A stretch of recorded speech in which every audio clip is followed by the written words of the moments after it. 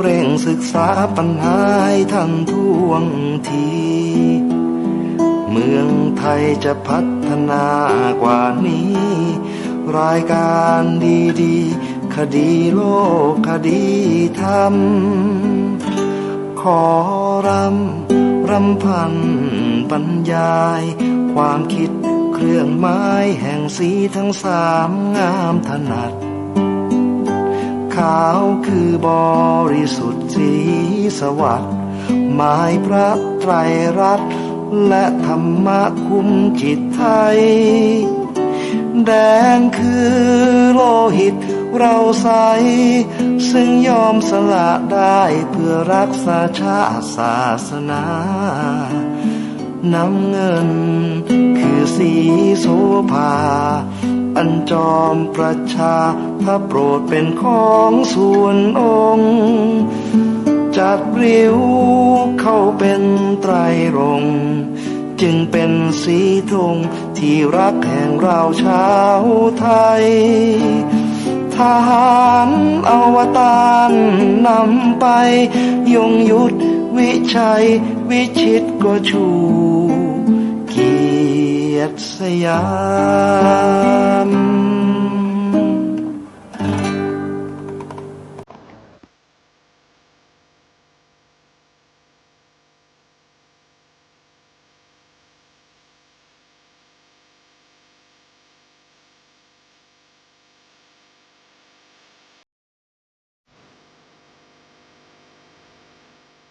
ขอ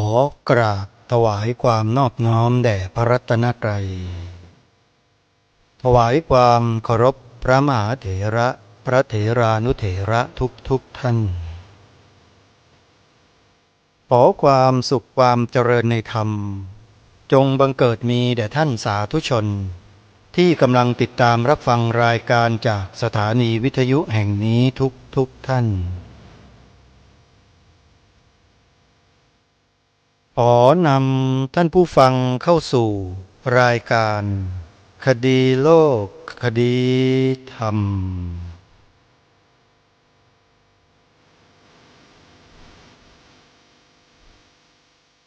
พบกันวันนี้วันขึ้น13 ค่ำเดือน 9วันนี้ตรงกับวันเสาร์ที่17 สิงหาคมพระพุทธศักราช 2567 รายการคดีโลกคดีธรรมมีให้ท่านผู้ฟังติดตามรับฟังกันเป็นประจำทุกวันวันละ5 เวลารายการนี้ออกอากาศสดทางสถานีวิทยุพระพุทธศาสนาแห่งชาติคลื่นต่างๆตั้งแต่ภาคเหนือไปจนถึงภาคใต้ท่านผู้ฟังสามารถดาวน์โหลดแอปพลิเคชันวิทยุพุทธศาสนาทั่วไทยเพื่อติดตามรับฟังรายการต่างๆของสถานีวิทยุพระพุทธศาสนาจำนวน47 สถานีทั่วไทยได้ทางแอปพลิเคชันดังกล่าวโทรศัพท์มือถือของท่านที่เป็นระบบ Android สามารถใช้ดาวน์โหลดแอปพลิเคชันนี้ได้ทันทีแล้วท่านจะมีสถานีวิทยุธรรมะจำนวนมากถึง45 สถานีคอยให้ท่านเลือกในการติดตามรับฟังรายการดีๆจากสถานีวิทยุเหล่านั้นโดยสะดวกรายการคดีโลกคดีธรรมออกอากาศผ่านสถานีวิทยุที่อยู่ในแอปพลิเคชันนี้ทั้งหมดไม่ว่าจะเป็นสถานีวิทยุวัดหนองกายวัดฝายหินจากจังหวัดเชียงใหม่วัดป่าจริยธรรมวัดศรีอุดมวงศ์จากจังหวัดเลยวัดอารามมงคลจากจังหวัดกาฬสินธุ์วัดบ้านปลาคูนจากจังหวัด101วัดสามชุกจากจังหวัดสุพรรณบุรีพร้อมด้วยเครือข่ายต่างๆที่รับสัญญาณออกอากาศในช่วงนี้รายการคดีโลกคดีธรรมกำลังนำเสนอ เนื้อหาที่เกี่ยวกับประวัติศาสตร์ของชนเผ่าไทยของเราในอดีตเมื่อหลายพันปีที่ผ่านมาก่อนครั้งพุทธกาลด้วยซ้ำมีหลักฐานทำการบันทึกจารึกเป็นตัวอักษรอยู่บนแผ่นกอเบื้องจานจากเมืองคูบัวจังหวัดราชบุรีและจากหลายๆแห่งในประเทศไทยของเราผู้ที่ถอดความจากแผ่นกอเบื้องจานออกมาเป็นหนังสือรูปเล่มเป็นพระสงฆ์ในพระพุทธศาสนาเป็นคนไทยของเรานี่แหละนั่นก็คือท่านเจ้าคุณพระราชกวีอ่ำธรรมทัตโตสังกัดวัดโสมนัสวิหารกรุงเทพมหานครในบทคำนำของหนังสือได้บอกเล่าถึงที่มาที่ไปของการจดจารึกถอดความจากแผ่นกอเบื้องจานของท่านเจ้าคุณพระราชกวีอ่ำธรรมทัตโตบอกไว้ว่าแผ่นจารึกกอเบื้องจานนั้นเป็นแผ่นกอเบื้องที่ทำแบบโบราณสมัยนี้ไม่เห็นมีและเป็นแผ่นกอเบื้องจานที่แกร่งเหมือนหินทั้งที่แผ่นกอเบื้องจานนั้นไม่ใช่หินแต่เป็นการผสมผสานกันระหว่าง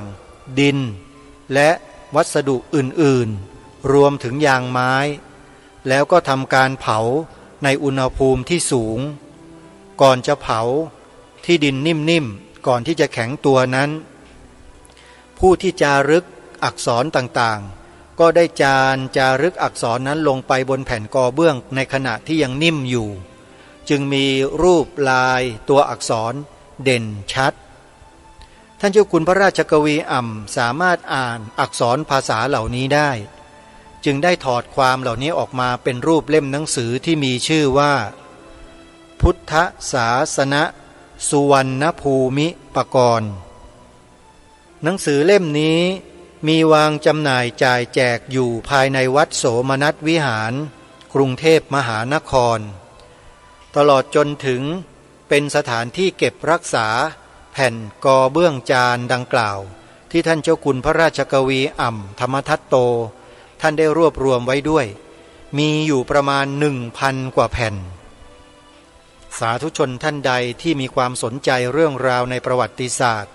เรื่องราวโบราณแท้ๆไปวัดโสมนัสวิหารกรุงเทพมหานครท่านจะไม่ผิดหวังหรือไปพิพิธภัณฑ์ที่คูบัวจังหวัดราชบุรีก็มีเหมือนกัน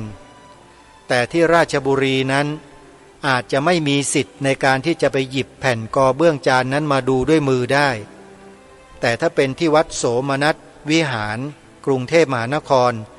อาจจะมีโอกาสได้ดูอย่างใกล้ชิดได้สามารถสัมผัสได้สาธุชนผู้ฟังทุกท่านเมื่อวานนี้เราได้ฟังการจารึกเรื่องราวของนางกวักเราทั้งหลายทั้งปวงที่รู้จักนางกวักกันมาเนี่ยเราก็รู้แต่รูปเคารพเป็นรูปผู้หญิงนั่งพับเพียบแล้วก็มือหนึ่งกวักมือขวาเนี่ยกวักคล้ายๆกับว่ากวักเรียกเงินเรียกทองตามความเชื่อของคนนะแล้วมือหนึ่งก็ถือถุงทรัพย์ถุงเงินอะไรอย่างเงี้ยในตำนานที่มีการจารึกไว้ที่เป็นความจริงตามจารึกนั้นเขาบอกว่าแม่นางกวักเนี่ยจริงๆแล้วเป็นนางในเรือนท่านหนึ่งแล้วเป็นผู้ที่มั่งคั่งมั่งมีทรัพย์สมบัติ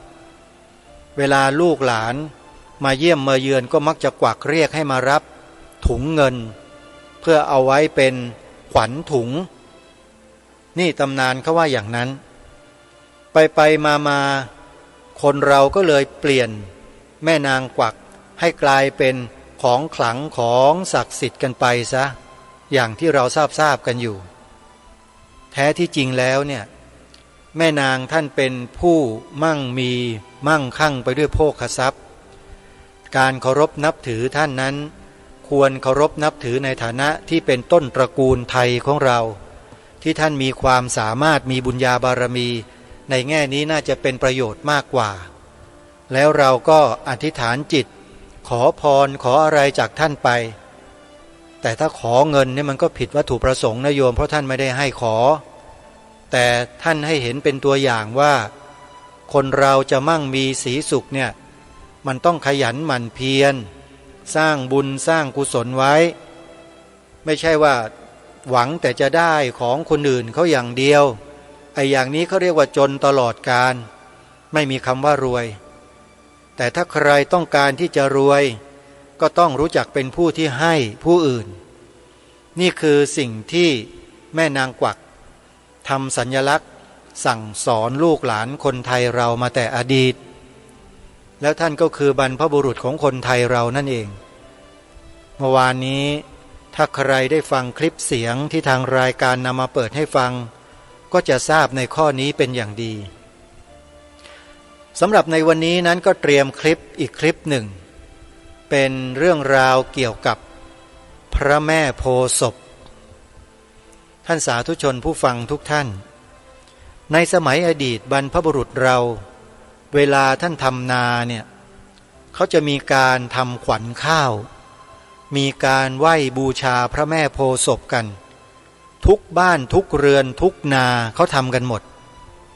แต่ปัจจุบันนี้ภาพเหล่านี้เราจะไม่ค่อยเห็นกันแล้วใช่ไหมทุกวันนี้เราบูชาอะไรกันบูชารถไถนาบูชารถเกี่ยวข้าวบูชารถปั่นดินพอปลูกข้าวได้ผลผลิตเสร็จก็ให้คนที่เขามาเกี่ยวนั่นแหละเอาไปขายพ่อค้าแล้วเสร็จแล้วก็เอาเงินค่าข้าวนั่นแหละไปซื้อข้าวที่ไหนมากินก็ไม่รู้ไอ้ข้าวตัวเองก็ไม่ค่อยได้กินหรอกมันเป็นอย่างนี้นะสังคมปัจจุบันนี้เนี่ยมุ่งเน้นเห็นข้าวเป็นสินค้ากันไปแล้วทั้งที่คนสมัยเริ่มต้นโบราณที่พระแม่โพธิ์ศพในตำนานท่านกล่าวไว้นี่คนสมัยก่อนเขามีการเพาะเมล็ดพันธุ์ข้าวเก็บเมล็ดพันธุ์ข้าวรักษาพันธุ์ข้าวพัฒนาพันธุ์ข้าวมาอย่างดีแล้วลูกหลานเหลนโหลนก็สืบทอดวัฒนธรรมประเพณีทำขวัญข้าวรักษาข้าวเก็บข้าวพันธุ์ข้าวอะไรต่างๆเนี่ยการทำนาเนี่ยเป็นอย่างดีนะสมัยอดีตแต่พอโลกให้ความสำคัญกับเรื่องของเทคโนโลยีที่ทันสมัยมนุษย์ก็เริ่มมีการเปลี่ยนแปลงไปเข้าสู่ในระบบอุตสาหกรรมมากขึ้นทิ้งไร่ทิ้งนากันเป็นระยะเวลาหลาย10 ปีที่ผ่านมาผืนนาหลายผืนถูกปล่อยรกร้างว่างเปล่าไม่มีใครไปจัดไปทำจนกระทั่งเป็นรกเป็นป่าเป็นพงขึ้นมา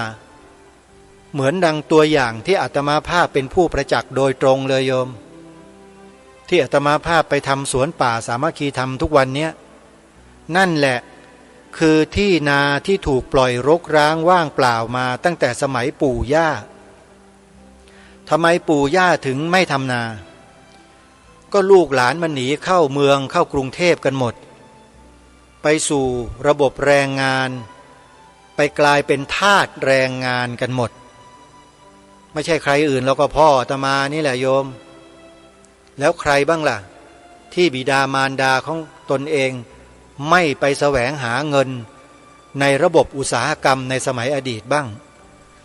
ก็ส่วนมากก็เข้ากรุงเข้าเมืองกันทั้งนั้นใช่ไหมฮะ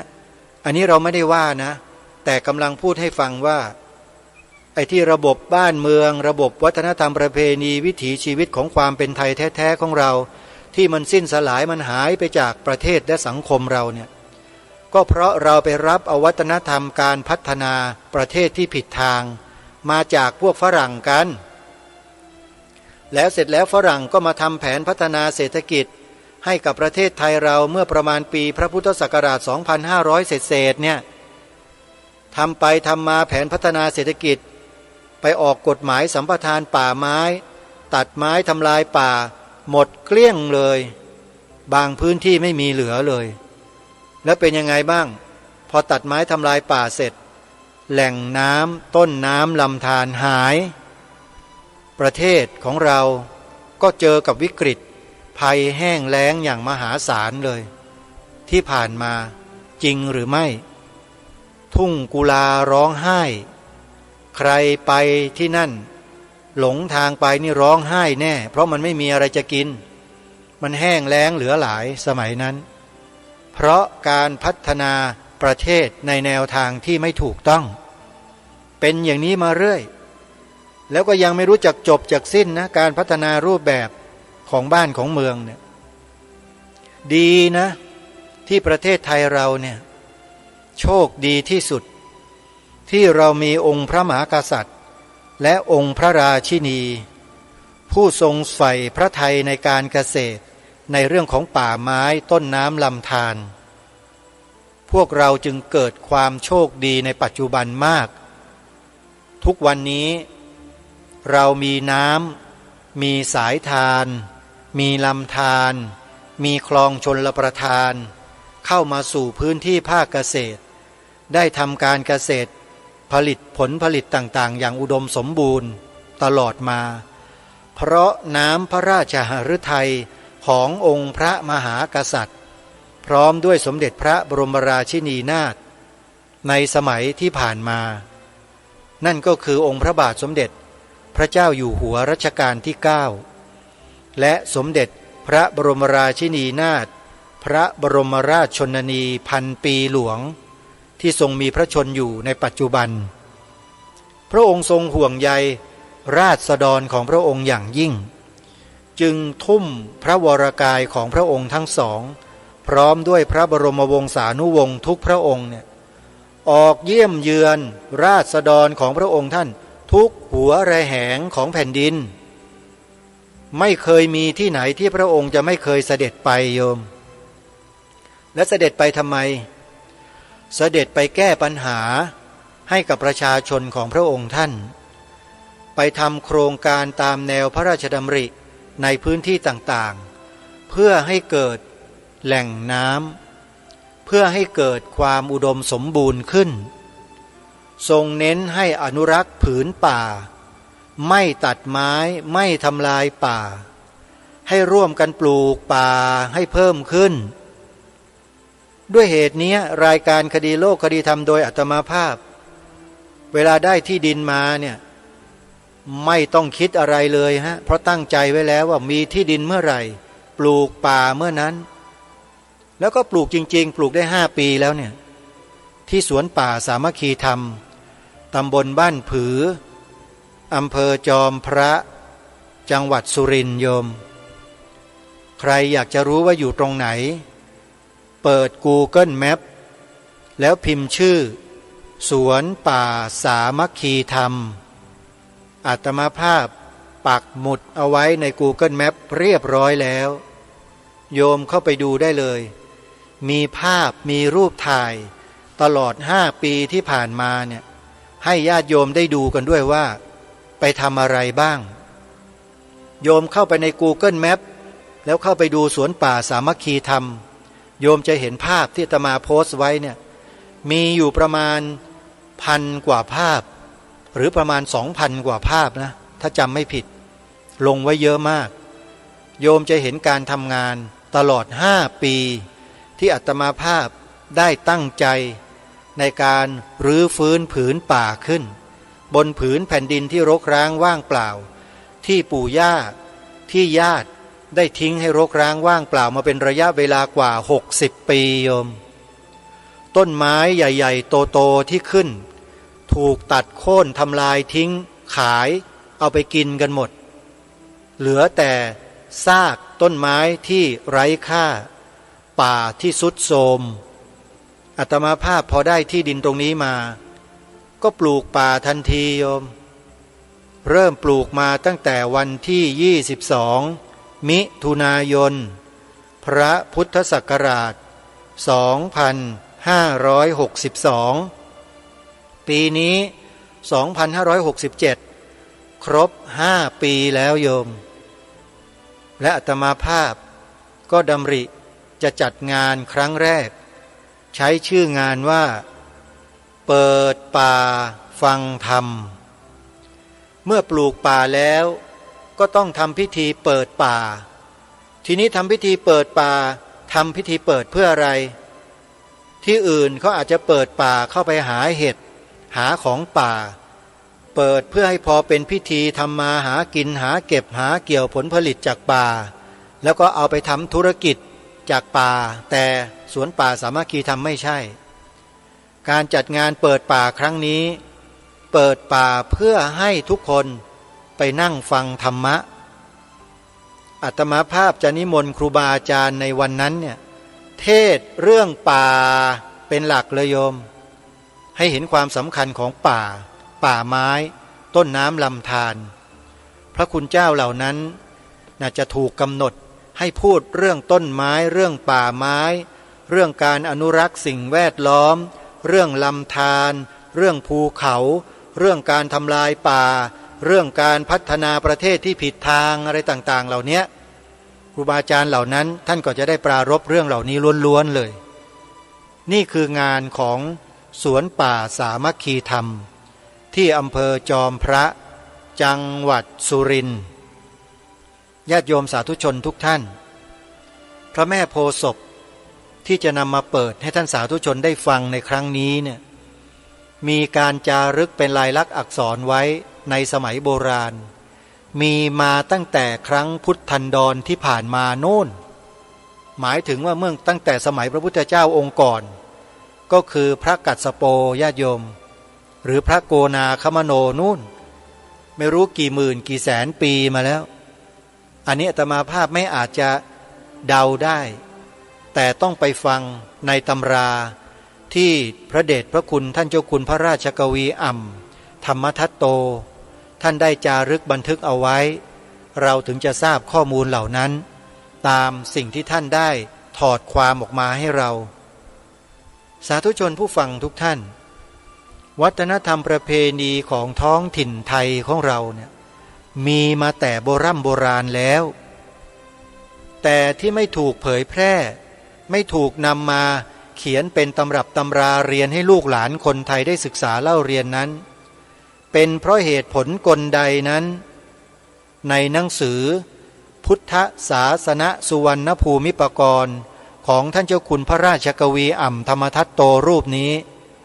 ได้แจงบอกพวกเราไว้หมดแล้วว่าเพราะอะไรใครต้องการทราบเปิดดูในบทความดังกล่าวนี้ได้เลยเชื่อว่าในโซเชียลเน็ตเวิร์กเนี่ยใน Google ก็ดีใน YouTube ก็ดีน่าจะมีผู้นำมาเผยแพร่แล้วนะลองพิมพ์เข้าไปด้วยคำว่าพุทธศาสนสุวรรณภูมิปกรณ์ดูนะโยมแล้วโยมก็จะเข้าไปฟังไปดูไปอ่านได้ด้วยตนเองเลยเดี๋ยวนี้เทคโนโลยีเครื่องมือสื่อสารเครื่องมือเผยแพร่เนี่ยมันทันสมัยแล้วเดี๋ยวนี้เราไม่ต้องไปหยิบหนังสือเล่มใหญ่ๆมาอ่านเพียงแค่มีโทรศัพท์มือถือ1เครื่องหรือโน้ตบุ๊กหรือไม่ก็เครื่องโทรศัพท์ตั้งโต๊ะสัก1เครื่องเราก็เปิดดูในอินเทอร์เน็ตได้แล้วอาจจะมีคนใจดีได้สร้างอีบุ๊ก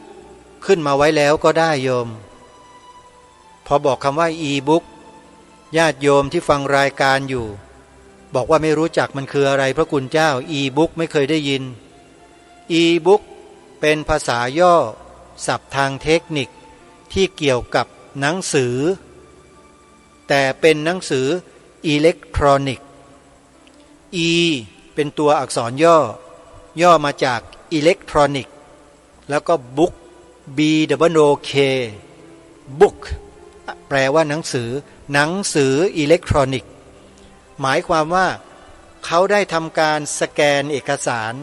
หนังสือดังกล่าวเนี่ยทุกหน้าลงไว้ในระบบอินเทอร์เน็ตแล้วจัดทำเป็นหนังสืออิเล็กทรอนิกส์เอาไว้เราเปิดดูเหมือนกับเปิดหนังสือจริงๆเลยโยมอันนี้เรื่องจริงนะโยมลองพิมพ์คำว่า e-book ลงไปใน Google แล้วลองเข้าไปเปิดดู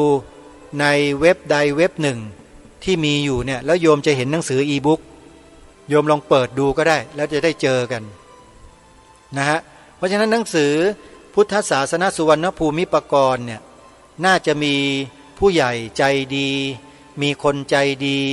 ได้นำมาเผยแพร่ในรูปของอีบุ๊กแล้วก็ได้ใครจะทราบ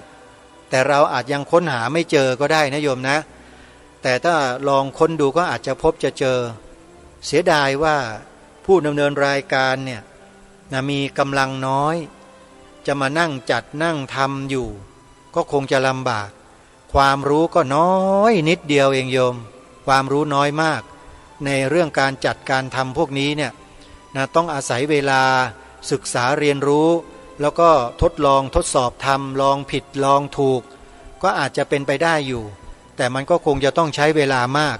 และก็จะต้องเสียหนังสือต้องตัดตัวหนังสือกระดาษเป็นแผ่นๆเนี่ยแต่ละหน้าเนี่ยออกมาสแกนในระบบอินเทอร์เน็ตทั้งหมดเลยเพื่อให้ได้ความสมูทให้ความสมบูรณ์ของหน้ากระดาษนะไม่ให้มีแหว่งมีขาดหรือว่าเอียงซ้ายเอียงขวาขาดหน้าขาดหลังต้องสแกนอย่างละเอียดแล้วก็อย่างดีจึงจะสามารถทำหนังสืออิเล็กทรอนิกส์ออกมาได้อันนี้เรียนรู้วิธีการทำไม่ยากโยมแต่ว่าเวลาเนี่ยสำคัญงานเหล่านี้ถ้าหากไม่ได้ทำต่อเนื่องเนี่ยทิ้งคว่างเดี๋ยวไปทำไอ้นั่นเดี๋ยวไปทำไอ้นี่ธุระโน่นธุระนี่งานมันจะออกมาไม่ค่อยดีเพราะฉะนั้นการจะทำงานเหล่านี้จะต้องทุ่มเททั้งกำลังกายกำลังใจกำลังเวลากำลังทรัพย์กำลังสมองสติปัญญาทั้งหมดทุ่มเทลงไปเลยจึงจะทำได้สำเร็จเป็นอย่างดีแล้วก่อเกิดประโยชน์ได้สูงสุดทีนี้อาตมาภาพเนี่ยมันมีหน้าที่การงานหลายด้านโยมทั้งโทรทัศน์ทั้งวิทยุทั้งงานสวนป่าสามัคคีธรรมทั้งงานสถาบันที่ตนเองศึกษาเล่าเรียนทั้งงานคณะสงฆ์งานของวัดวาอารามงานของเพื่อนสหธรรมิกอะไรต่างๆญาติโยมต่างๆเหล่านี้มันจึงมีเวลาทุ่มเทให้กับสิ่งที่กล่าวมาเนี่ยได้น้อยก็เลยใช้วิธีการแบบนี้แหละนำเอาคลิปของผู้ที่ใจดีเขาทำเผยแพร่อยู่ในโลกโซเชียลนี่แหละมาเปิดให้พวกเราได้ฟังกันเดี๋ยวสักครู่หนึ่งเราจะได้มาฟังกันว่าพระแม่โพธิ์ศพตามจารึกบนแผ่นกอเบื้องจานของเมืองคูบัวเนี่ยท่านได้กล่าวถึงตำนานพระแม่โพธิ์ศพไว้อย่างไรมีเนื้อหาไม่ยาวนะโยมนะเนื้อหาในคลิปนี้มีอยู่ประมาณ6 นาทีเศษเท่านั้นเอง6 นาทีเศษนะเปิดแป๊บเดียวเดี๋ยวก็จบแล้วเดี๋ยวพอฟังจบก็จะมาสรุปให้กับญาติโยมสาธุชนได้ฟังกันอีกนะช่วงท้ายแต่ในเบื้องต้นเนี้ยขอย้ำกิจกรรมของสวนป่าสามัคคีธรรมสักนิดหนึ่งญาติโยมสวนป่าสามัคคีธรรมที่อาตมาภาพไปทำการปลูกป่าไว้ตอนนี้ต้นไม้ที่ปลูกมีอายุครบ5 ปีบริบูรณ์แล้วใครต้องการที่จะไปร่วมงานและไปดูผืนป่าที่อาตมาภาพปลูกที่ญาติโยมสาธุชนครูบาอาจารย์พาญาติโยมไปปลูกกันเนี่ยนะฮะไปกันได้จะจัดงานในเดือนธันวาคมวันที่เท่าไหร่วันเสาร์ที่14 ธันวาคมและการไปงานครั้งนี้ขอบอกกับท่านผู้ฟังว่าไม่มีเครื่องอำนวยความสะดวกเหมือนกับที่บ้านเหมือนกับที่วัดใดๆนะโยมนะนอนกระดินกินกระทรายส่วนมากเลยแหละอันนี้ต้องขอบอกไว้ก่อน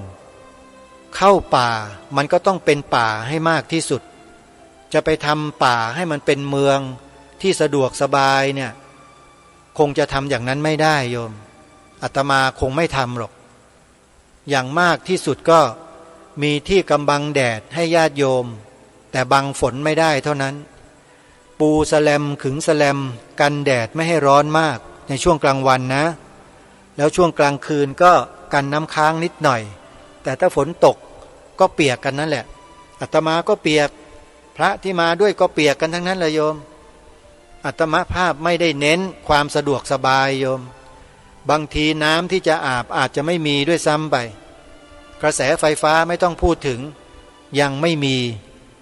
ทำมา5 ปีแล้วยังไม่มีไฟฟ้าใช้โยมเนื่องจากว่าทางการยังไม่ขยายเขตมาก็เลยไม่สามารถจะนำไฟฟ้า จากการไฟฟ้ามาใช้ได้ก็เลยอยู่มันแบบมืดๆอย่างนั้นแหละโยมใช้ไฟโซลาร์เซลล์ดวงสว่างเล็กๆน้อยๆพอส่องให้เห็นลำไรเท่านั้นเองใช้พลังงานแสงอาทิตย์เรียกว่าพลังงานสะอาดเพื่อให้มันเข้ากันได้กับสภาพสิ่งแวดล้อมที่เป็นธรรมชาติป่าไม้โยมนะใครสนใจจะไปเที่ยวชมสวนป่าสามัคคีธรรมในวันงานนะในวันงานก็สามารถเดินทางไปร่วมงานได้วันเสาร์ที่14ธันวาคมปีนี้แหละโยมปีนี้นะจัดงานวันเดียวมีการแสดงธรรมตลอดทั้งคืนจนถึงรุ่งเช้าเลย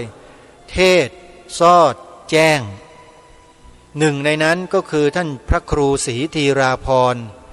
รองเจ้าคณะจังหวัดเลยอาราธนานิมนต์ท่านด้วยวาจาไว้แล้วท่านก็รับปากด้วยดุษณีท่านพระครูจริยสารธรรมนิรุตวัดป่าจริยธรรมท่านพระครูอุดมวรานุวัตรวัดศรีอุดมวงศ์ท่านอาจารย์พระครูบูรพาธรรมบัณฑิตเจ้าอาวาสวัดหนองโมงบูรพารามจังหวัด101นิมนต์ด้วยวาจาท่านไว้แล้วก็ยังมีครูบาอาจารย์รูปอื่นๆที่ได้ปรารภกันไว้ก็ยังไม่มั่นใจว่าท่านจะว่างสะดวกกันมากน้อยเพียงใดหรือไม่คือได้ท่านมากี่รูปก็เทศเท่านั้นโยมแล้วที่เหลืออาตมาภาพเหมาเองนะฮะเพราะฉะนั้นใครที่จะร่วมสนับสนุนนะโยมนะสนับสนุนการเตรียมสถานที่เตรียมงานเตรียมการเตรียมอุปกรณ์เครื่องใช้ไม้สอยที่จำเป็นโยมทำบุญผ่านอาตมาได้เลยโอนปัจจัยเข้ามาที่ธนาคารไทยพาณิชย์สาขาบางลำพูเลขบัญชี11421499897ชื่อบัญชีพระประหลัดนรงค์ฤทธิ์โทรศัพท์หมายเลข0946626935เป็นเบอร์พร้อมเพย์ไปในตัวด้วยนะโยมนะเบอร์นี้0946626935ขออนุโมทนาสาธุกับทุกท่านรายละเอียดต่างๆโยมโทรมาคุยกับอาตมาได้เลยนะใครจะเป็นเจ้าภาพอะไรยังไงแบบไหนโดยเฉพาะตอนนี้กำลังจะหาเจ้าภาพเจาะบ่อบาดาลอยู่แล้วก็จะมีการสร้างห้องน้ำเพิ่มเติมอาจจะมีการเช่าเต็นท์เช่าอะไรต่างๆที่จำเป็นเข้ามาใช้ในงานด้วยช่วงเวลาช่วงท้ายที่มีเหลืออยู่ตรงนี้เดี๋ยวจะเปิดตำนานพระแม่โพธิ์ศพจากหนังสือพุทธศาสนสุวรรณภูมิปกรณ์ของท่านเจ้าคุณพระราชกวีอ่ำธรรมทัตโตวัดโสมนัสวิหารให้พวกเราฟังกันไปจนจบเลยนะโยมนะเดี๋ยวไปติดตามรับฟังพร้อมๆกันได้นะบัดนี้ตำนานเจ้าแม่โพธิ์ศพเจ้าแม่โพธิ์ศพเป็นสิ่งศักดิ์สิทธิ์ที่มีในสังคมไทยมาแต่ดั้งเดิมมีรูปเคารพมากเป็นที่สองรองจากเจ้าแม่นางกวักและกระทำกันต่อเนื่องมาแต่โบราณคู่กับวิถีการเกษตรปลูกข้าวทำนาของบ้านเมืองไทยทั้งการบวงสรวงบูชาบำบวงหรือรูปแบบการบริหารครรภ์เมื่อข้าวตั้งท้องโดยที่คนไทยไม่เคยรู้กันว่าแม่โพธิ์ศพคือใครกันแน่มีความเป็นมาอย่างไร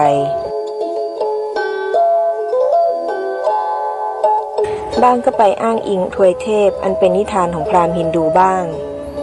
ก็เล่าเป็นตำนานนางฟ้านางสวรรค์บ้างแต่ก็ด้วยหาต้นเขาแห่งหลักฐานที่แท้ไม่พบจึงทำให้คนไทยส่วนใหญ่หลงเข้าใจว่าพระแม่โพธิ์ศพคือเทพพยดานางฟ้าของแขกฮินดูไป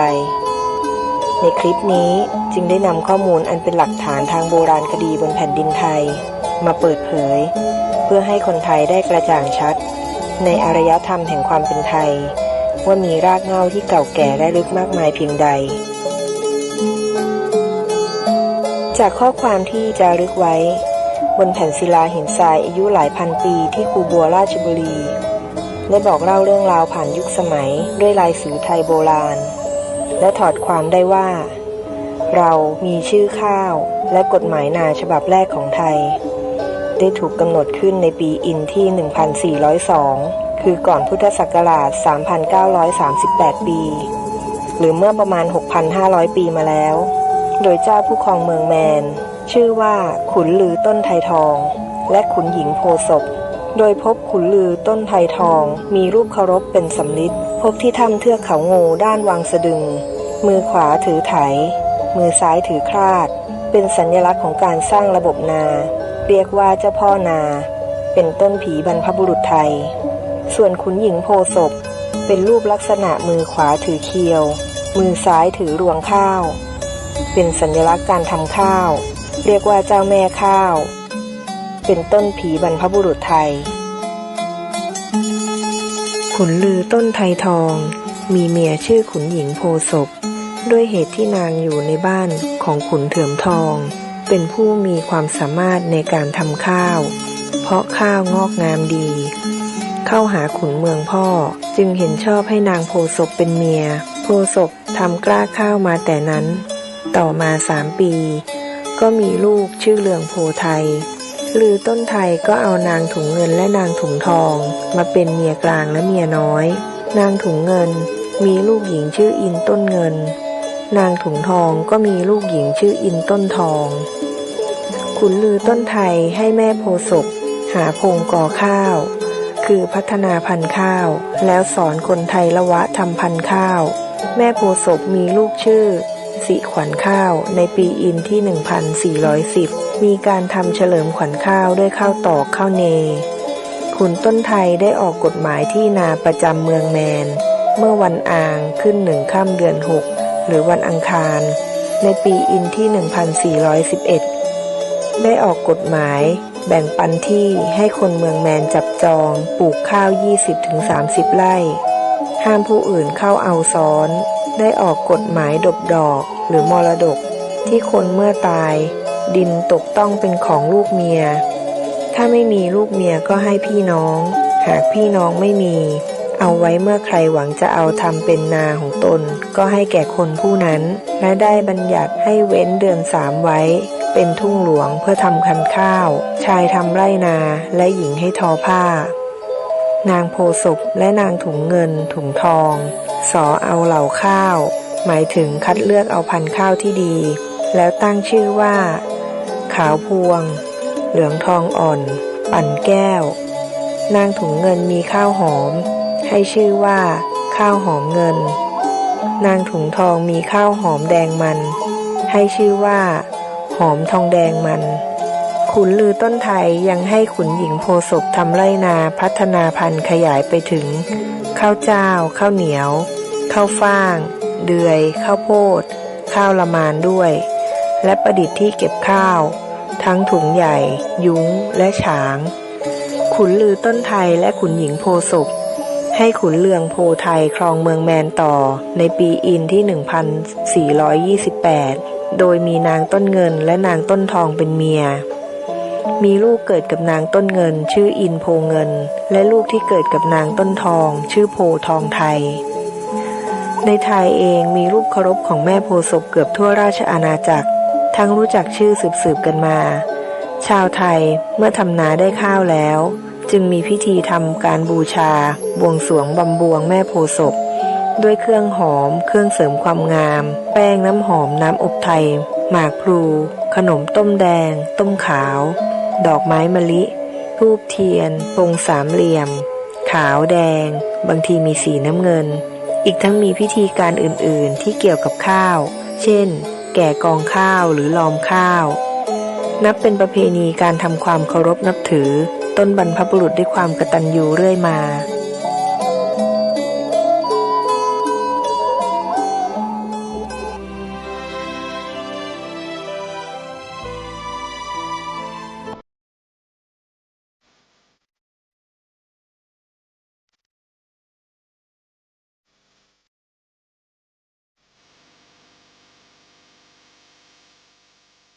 สาธุชนผู้ฟังทุกท่านที่จบไปนั้นก็เป็นตำนานของพระแม่โพธิ์ศพที่เรารู้จักกันดีทั่วทั้งแผ่นดินแล้วก็มีการกราบไหว้บูชาในการที่ชาวนาของเราได้ทำนาแล้ว ก็จะทำการตั้งศาลเพียงตาขึ้นมา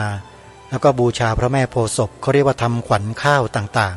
ๆประเพณีนี้ยังมีให้เห็นอยู่ในแถบจังหวัดสุพรรณบุรีก็ซึ่งก็เป็นดินแดนของสุวรรณภูมิในอดีตนั่นเองยังมีให้เราได้เห็นได้ดูกันอยู่โดยเฉพาะมูลนิธิหนึ่งซึ่งอยู่ที่จังหวัดสุพรรณบุรีมีการทำขวัญข้าวเป็นล่ำเป็นสันเป็นกิจจลักษณะเลยทีเดียวของท่านอาจารย์เดชาซึ่งเป็นเจ้าของมูลนิธิข้าวขวัญอยู่ที่จังหวัดสุพรรณบุรีอาจารย์เดชาสิริพัฒน์ท่านนี้เป็นปราชญ์ชาวนาของจังหวัดสุพรรณบุรีและของประเทศไทยก็ว่าได้นะใครที่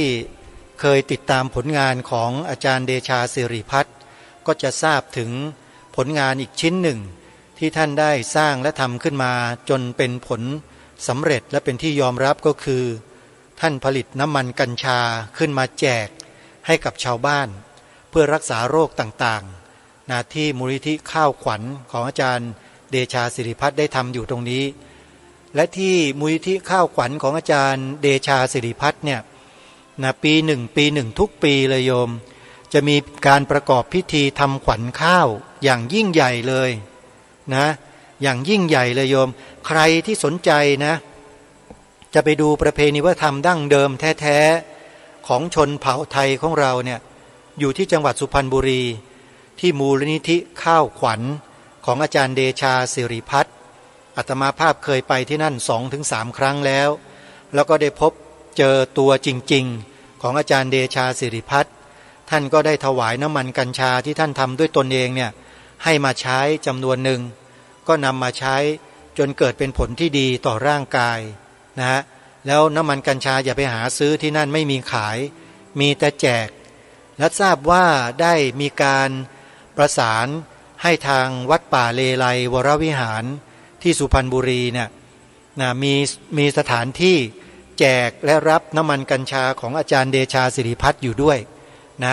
มีเงื่อนไขอย่างไรนั้นลองติดต่อสอบถามไปที่มูลนิธิข้าวขวัญของอาจารย์เดชาสิริพัฒน์ดูได้นะโยมนะอาจจะมีอยู่หลายๆที่ที่มีการแจกน้ำมันกัญชาอยู่ใครสนใจก็ลองติดต่อสืบค้นหาข้อมูลกันดูแล้วกันสำหรับตำนานพระแม่โพธิ์ศพที่ทางรายการได้นำมาเผยแพร่ครั้งนี้เนี่ยเป็นบันทึกที่เกิดขึ้นในสมัยโบราณแล้วมีการเก็บรักษาแผ่นจารึกนี้ไว้อยู่ที่บ้านคูบัวจังหวัดราชบุรีแล้วก็มีผู้ไปค้นพบเข้าแล้วท่านเจ้าคุณพระราชกวีอ่ำธรรมทัตโตในฐานะที่ท่านเนี่ยอ่านอักษรภาษาโบราณได้ท่านเห็นแล้วท่านก็เลยเกิดความสำนึกขึ้นมาในใจว่าถ้าเราไม่เก็บรักษาไม่ทำการสืบสารเอาไว้เห็นทีมรดกอันล้ำค่าของบรรพบุรุษเราซึ่งเป็นเรื่องราวในประวัติศาสตร์อันยาวนานหลายพันปีนี้คงจะสูญหายเป็นแน่แล้วท่านก็ลงมือจัดทำประวัติความเป็นมาของแผ่นจารึกกอเบื้องจานดังกล่าวนี้โดยการถอดความทั้งหมดออกมาเป็นตัวอักษรบันทึกจารึกไว้ในแผ่นกระดาษแล้วก็จัดพิมพ์เป็นรูปเล่มหนังสือขึ้นไว้หนังสือเล่มนี้ปัจจุบันยังมีอยู่ที่วัดโสมนัสวิหารโยมกรุงเทพมหานครถ้าใครสนใจก็สามารถติดต่อขอเข้าไปติดต่อติดตามไปดูไปศึกษาเรียนรู้กันได้โยมที่วัดโสมนัสนะถ้าใครสนใจก็ลองไปดูกันส่วนเรื่องราวอื่นๆที่เกี่ยวข้องกับตำรับตำราพุทธศาสนสุวรรณภูมิปกรณ์จะมีเรื่องอะไรอย่างไรนั้นเดี๋ยวทางรายการจะได้รวบรวมแล้วก็นำมาเสนอต่อท่านผู้ฟังโดยลำดับในวันนี้เวลาของรายการหมดแล้วท่านผู้ฟังต้องขอสมมุติยุติไว้แต่เพียงเท่านี้ก่อนพบกับรายการได้ใหม่ในวันต่อไปขอความสุขความสวัสดีในธรรมแห่งองค์สมเด็จพระบรมศาสดาสัมมาสัมพุทธเจ้าจงปรากฏเกิดมีขึ้นในจิตใจของท่านผู้ฟังทุกท่านทุกคนเทินขอเจริญพรกล้าคิดก็ต้องกล้าทำอย่ากลัวถ้าทำความดี เร่งศึกษาปัญหาให้ทันท่วงที เมืองไทยจะพัฒนากว่านี้ รายการดี